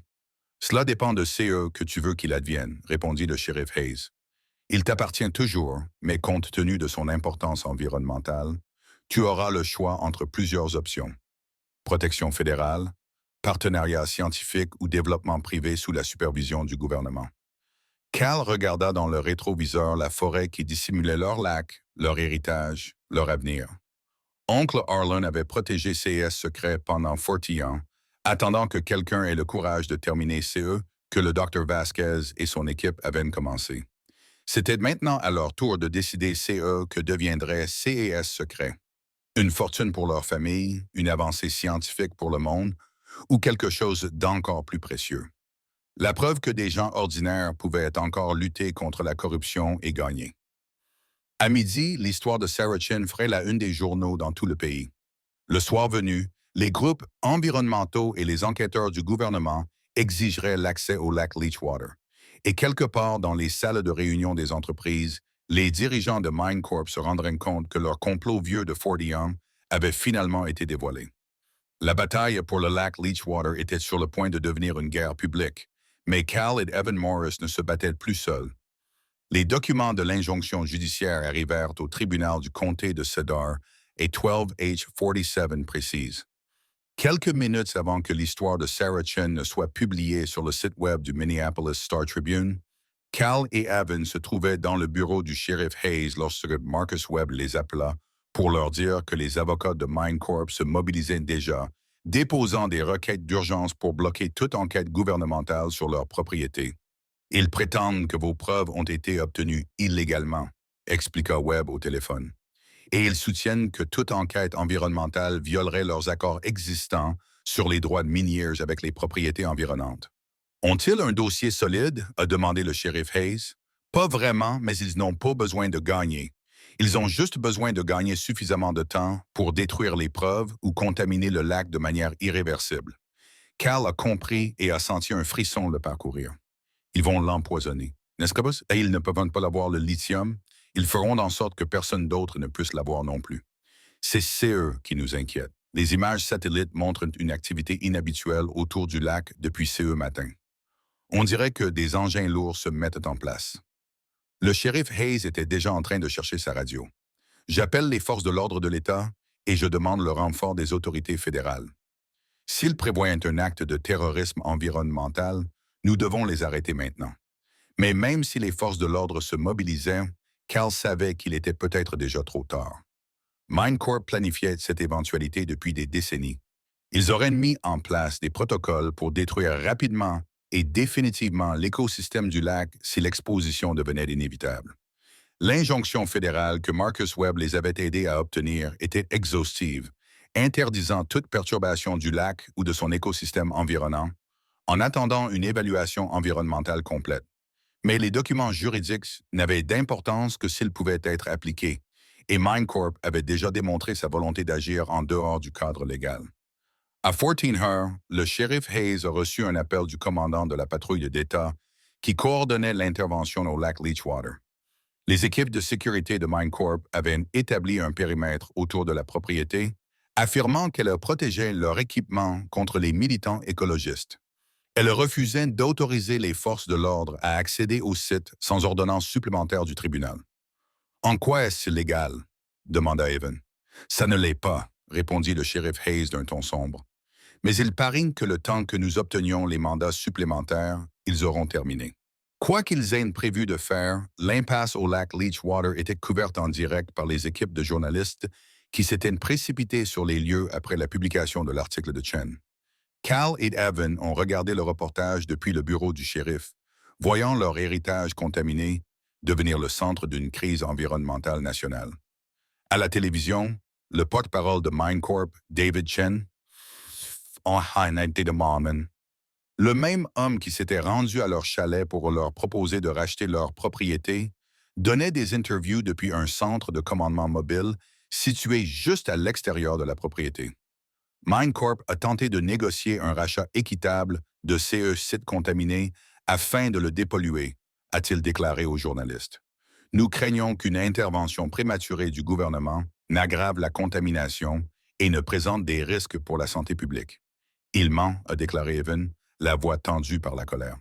Il sait exactement ce qu'il y a dans ces lacs. Le reportage télévisé a ensuite diffusé des images aériennes de la propriété montrant des véhicules et du personnel de MENEC positionnés autour du périmètre du lac. Mais quelque chose dans ces images a fait sursauter Cal, qui a reconnu la scène et a été pris de peur. « Ce ne sont pas des équipes de sécurité, » dit-il en pointant l'écran. « Regardez l'équipement qu'ils déplacent. Ce sont des réservoirs de stockage de produits chimiques. » Le shérif Hayes saisit son téléphone et appela directement l'unité des crimes environnementaux du FBI. En quelques minutes, elle confirma les pires craintes de Cal. MineCorp s'apprêtait à déverser d'énormes quantités d'acide industriel dans le lac, affirmant que cela était nécessaire pour neutraliser une contamination bactérienne dangereuse qui représentait un risque pour la santé publique.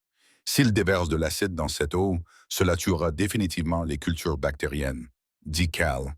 40 ans de progrès environnementaux détruits en quelques heures. Pas si nous les arrêtons avant, répondit le shérif Hayes. Elle était déjà en coordination avec les agents fédéraux qui se précipitaient vers le lac avec l'autorité d'urgence nécessaire pour passer outre les manœuvres dilatoires légales de MineCorp. À 15H30, la situation s'est considérablement aggravée. Les hélicoptères des médias ont filmé le personnel de MineCorp commençant à pomper CE, qui semblaient être des produits chimiques industriels directement dans le lac Leachwater. Les groupes environnementaux qui s'étaient mobilisés après la publication de l'article de Chen protestaient à l'entrée de la propriété, mais ils étaient retenus. Soutenu par des agents de sécurité privés, le Dr Vasquez a appelé directement le bureau du shérif, la voix tremblante d'indignation. Ils détruisent un écosystème unique qui a mis des décennies à se développer. C'est un génocide environnemental. Les cultures bactériennes peuvent-elles survivre à un traitement chimique?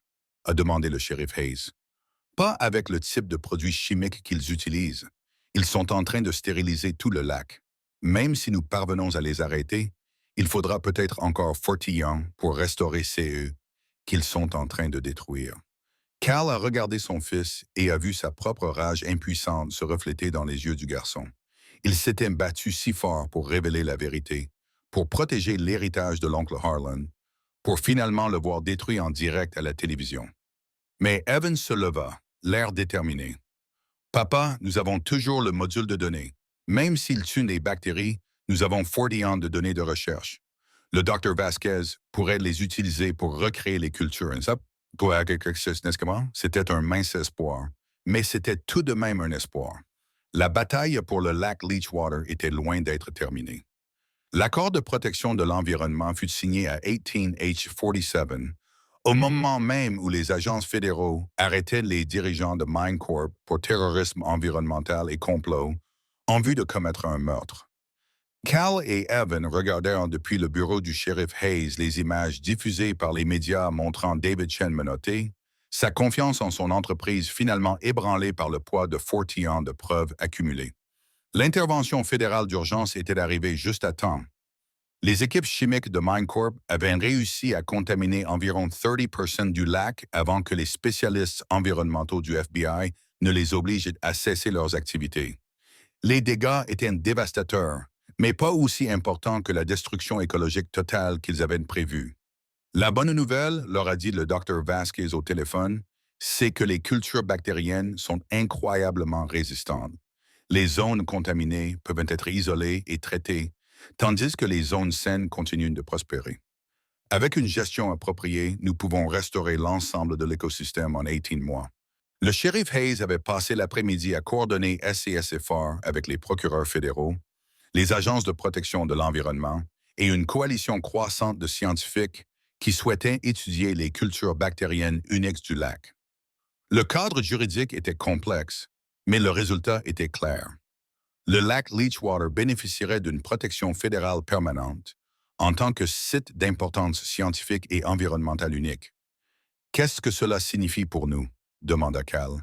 Cela signifie que vous pouvez décider de la manière dont le lac sera géré, répondit-elle. La désignation de protection fédérale vous offre plusieurs options.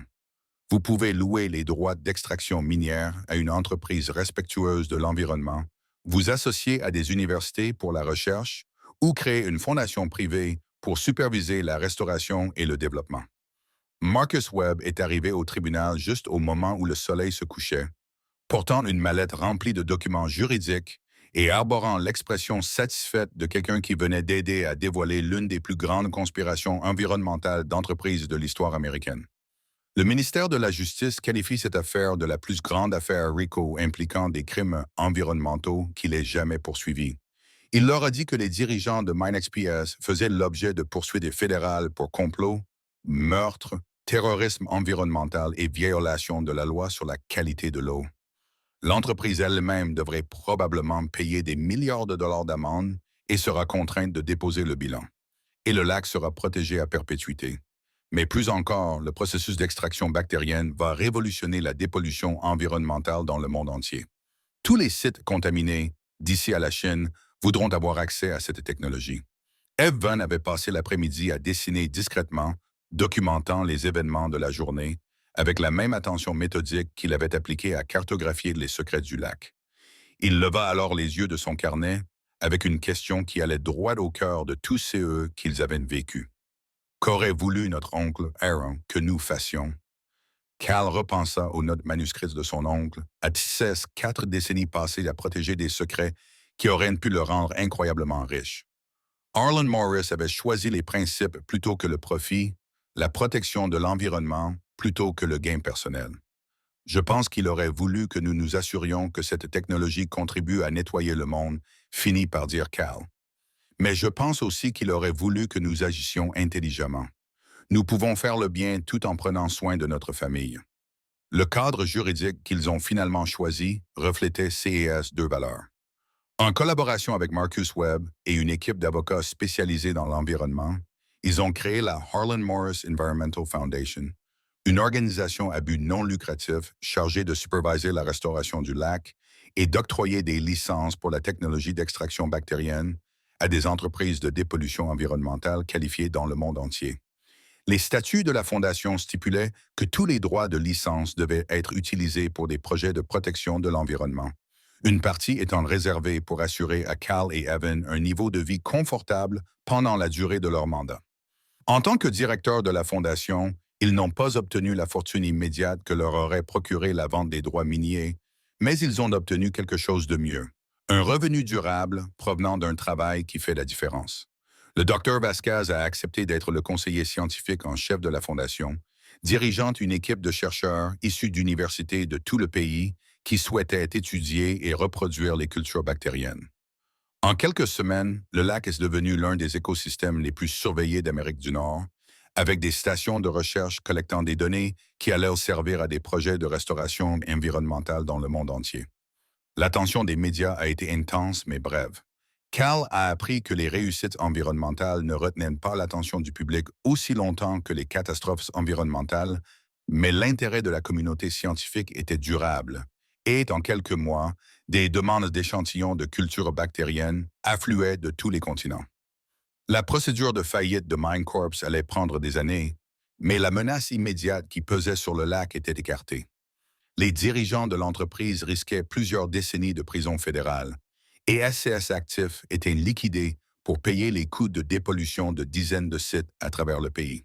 Alors que l'automne s'installait autour du lac Leechwater, Cal et Evan emménagèrent dans une maison confortable à Cedar Falls, suffisamment proche pour superviser le travail de la Fondation, mais suffisamment éloignée du lac pour laisser aux équipes de recherche la liberté d'opérer. La cabane contaminée a été démolie et remplacée par un centre de recherche moderne, mais ils ont conservé l'ancien atelier de l'oncle Harlan comme mémorial et archive. Evan s'est lancé à corps perdu dans son nouveau rôle de chercheur junior au sein de la Fondation, travaillant avec le Dr Vasquez pour documenter la restauration du lac et développer des programmes éducatifs destinés à d'autres jeunes scientifiques spécialisés dans l'environnement. SI's croquis minutieux et SAS observations méthodiques ont donné lieu à une documentation scientifique sophistiquée qui a impressionné des chercheurs 2 fois plus âgés que lui. Cal s'est lui aussi transformé.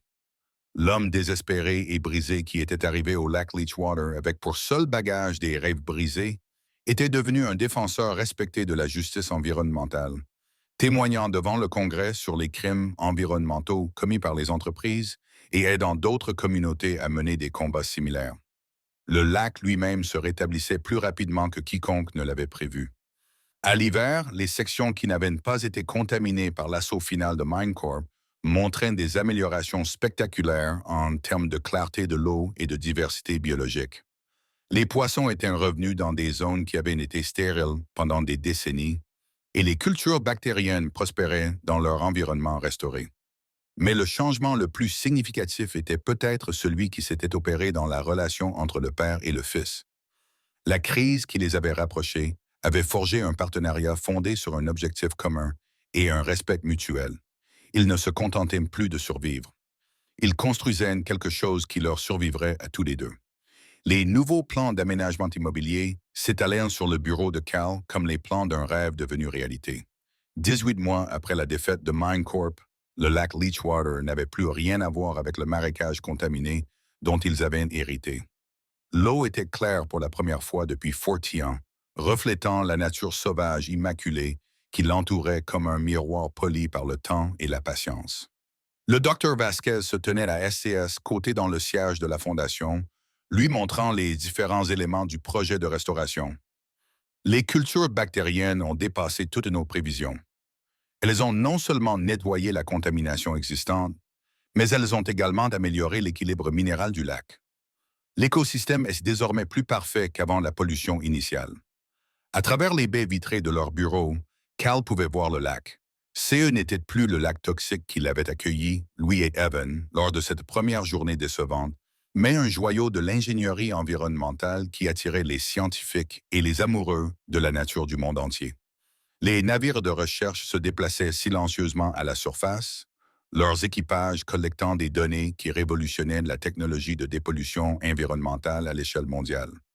L'extraction du lithium se déroule exactement comme l'avait prévu la recherche initiale, poursuivit le Dr Vasquez. Mais au lieu d'opérations d'exploitation à ciel ouvert, nous utilisons les cultures bactériennes pour concentrer les minéraux dans des zones de collecte désignées. Ce processus est totalement durable et l'extraction améliore en fait la qualité de l'eau au lieu de la dégrader. Evan leva les yeux de son bureau où il examinait des dossiers d'inscription à l'université. À 14 ans, il était déjà recruté par des programmes de sciences environnementales à travers le pays. Son expérience documentée dans la restauration des lacs faisait de lui l'un des plus jeunes chercheurs publiés dans la littérature environnementale. « Papa, regarde ça, dit-il en brandissant une lettre du MIT. Ils veulent que je présente nos conclusions lors de leur conférence sur l'innovation environnementale le mois prochain. » Cal sourit en se souvenant du curieux garçon de 12 ans qui voyait l'aventure là où tout le monde voyait le désastre. Evan était devenu un jeune homme qui comprenait que les plus grandes aventures ne consistaient pas à fuir les problèmes, mais à les résoudre. Les projections financières pour le travail de la Fondation étaient stupéfiantes à leur manière. Selon des estimations prudentes, les droits de licence de la technologie d'extraction bactérienne généreraient plus de 200 millions de dollars au cours de la prochaine décennie, qui seraient entièrement consacrés à des projets de restauration environnementale dans le monde entier.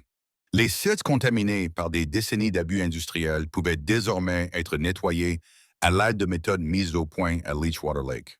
Mais l'argent n'était presque pas le plus important. Cal avait découvert quelque chose de plus précieux que la richesse en se battant pour le lac. Il avait trouvé un but, le respect et une relation avec son fils plus forte que tous ceux qu'il avait perdus dans son divorce. Sarah avait appelé le mois dernier, curieuse de connaître les retombées médiatiques de leur fondation environnementale. Elle semblait sincèrement fière de ce qu'ils avaient accompli, même si Cal sentait qu'elle était également soulagée de ne pas avoir pris part à cette lutte. Certaines personnes étaient faites pour mener une vie confortable, d'autres pour mener une vie qui avait du sens. Cal apprenait à être reconnaissant. Il avait été contraint d'appartenir à la deuxième catégorie. Le service commémoratif pour l'oncle Arlen avait eu lieu au printemps précédent, lorsque la restauration du lac était suffisamment avancée pour honorer sa mémoire comme il se doit. Ils avaient dispersé SCS cendres dans l'eau pure qu'il avait protégée pendant si longtemps, le docteur Vasquez parlant du courage scientifique et avant lisant dans les carnets de son oncle la responsabilité qui accompagne la connaissance. Les responsables locaux qui avaient autrefois rejeté Arlen Morris comme un ermite fou parlaient désormais avec respect de sa vision environnementale. Le comté avait baptisé la route d'accès Harlan Morris Way et l'État du Wisconsin prévoyait de désigner l'ensemble du bassin, versant comme zone de recherche environnementale protégée. Cal sortit sur la terrasse qui s'étendait au-dessus du lac. Il respira l'air qui sentait le pain et l'eau propre au lieu de la pourriture et la contamination industrielle. Une famille de Huard s'était installée dans la baie peu profonde où la contamination la plus grave avait autrefois sévi. Leurs cris obsédants résonnaient sur l'eau si claire qu'ils pouvaient voir le fond à 6 mètres de profondeur. « Parfois, j'ai du mal à croire que tout cela est réel, dit-il à Evan, qui l'avait rejoint sur la terrasse avec son carnet de croquis qu'il avait toujours sur lui. Que veux-tu dire? Il y a 2 ans, nous étions fauchés et sans abri, vivant dans une cabane moisie au bord d'un lac empoisonné. Aujourd'hui, nous dirigeons une fondation environnementale qui change la façon dont le monde envisage les technologies de dépollution. » Even réfléchit à cela en dessinant les contours d'un grand héron bleu qui s'était posé près du rivage. Je pense que l'oncle Harlan savait que cela arriverait. Peut-être pas dans les détails, mais dans les grandes lignes. Il savait que s'il parvenait à protéger le lac assez longtemps, les bonnes personnes viendraient achever CE que le docteur Vasquez avait commencé. Cal acquiesça, comprenant que son fils avait probablement raison. Harlan Morris avait joué un jeu plus long que quiconque ne l'avait réalisé, investissant 4 décennies de sa vie dans un avenir qu'il ne verrait pas, mais qu'il confiait à d'autres. La station de recherche qui avait remplacé leur ancienne cabane était en pleine effervescence. Les scientifiques de l'équipe de l'après-midi se préparant pour une nouvelle série de contrôles de culture bactérienne. Des étudiants diplômés d'une douzaine d'universités travaillaient aux côtés de chercheurs de l'EPA et d'observateurs internationaux. Tous étudiaient un écosystème qui, grâce à la patience, à la science et au courage de se battre, était passé d'un fardeau à un miracle. Des intérêts puissants.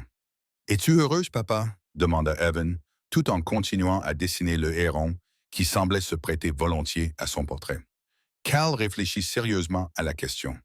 Le bonheur était un concept compliqué pour un homme qui avait tant perdu et trouvé quelque chose de complètement différent de CE qu'il recherchait. Mais en regardant l'eau claire clapoter contre les rives qui étaient autrefois un désert toxique, en pensant aux projets de restauration environnementale que leur travail rendait possible dans le monde entier, et en regardant son fils, confiant, déterminé et enthousiaste à l'idée d'un avenir rempli de problèmes qui méritaient d'être résolus, il se rendit compte que la réponse était simple. Oui, mon pote, je suis heureux, différent de ceux que j'imaginais être le bonheur, mais meilleur d'une manière que je n'aurais jamais imaginée. Le héron a terminé CE qu'il avait amené sur leur rive et s'est envolé au-dessus du lac. Son reflet ondulait sur l'eau qui avait retrouvé sa santé grâce à la science, à la détermination et à l'amour. L'héritage sans valeur de l'oncle Harlan était devenu inestimable d'une manière qui ne pouvait se mesurer en dollars. Un héritage de guérison qui se répercuterait à travers les générations. La preuve que parfois, les endroits les plus contaminés recèlent les germes des plus belles transformations.